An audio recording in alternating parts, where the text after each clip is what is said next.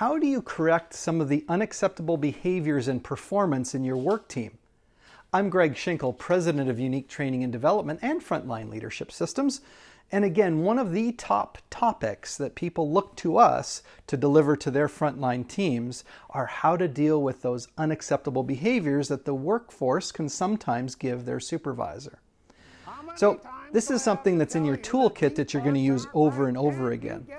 Remember that if you take a punitive and aggressive approach to your correction, you're only going to turn your people against you and they'll become resentful and they probably won't meet your expectations on a consistent basis. So doing that punitive approach isn't the right way to go. I want you to strive to be conversational. In fact, that brings me to tip number 1. Strive to be more conversational and not accusational. If you're correcting someone's behavior or their performance issues, it helps if it's a two-way discussion, right? You want to let them know what they're doing now and what you'd like them to do so that they have a chance to meet your expectations in the future. You also want to listen to them to understand some of the barriers and frustrations and obstacles that may be contributing to them not meeting your expectations. So conversational, not accusational. Second tip, stay on track.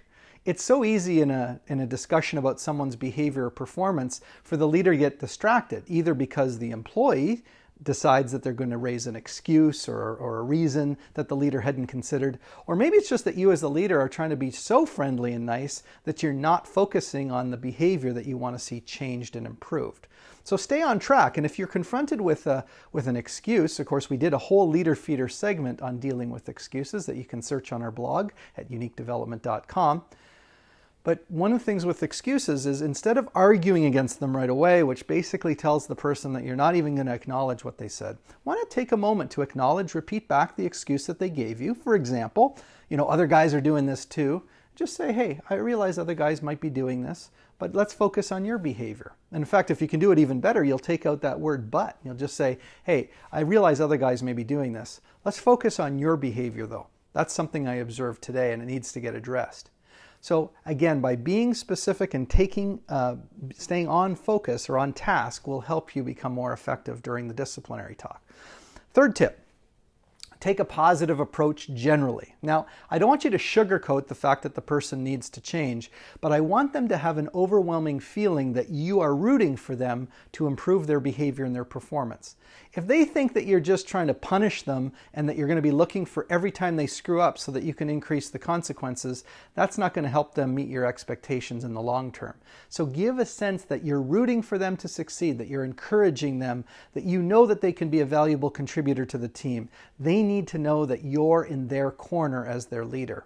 And that will help build, of course, trust and respect in your relationship as well. So with those 3 tips, you can get better at delivering corrective feedback to your team.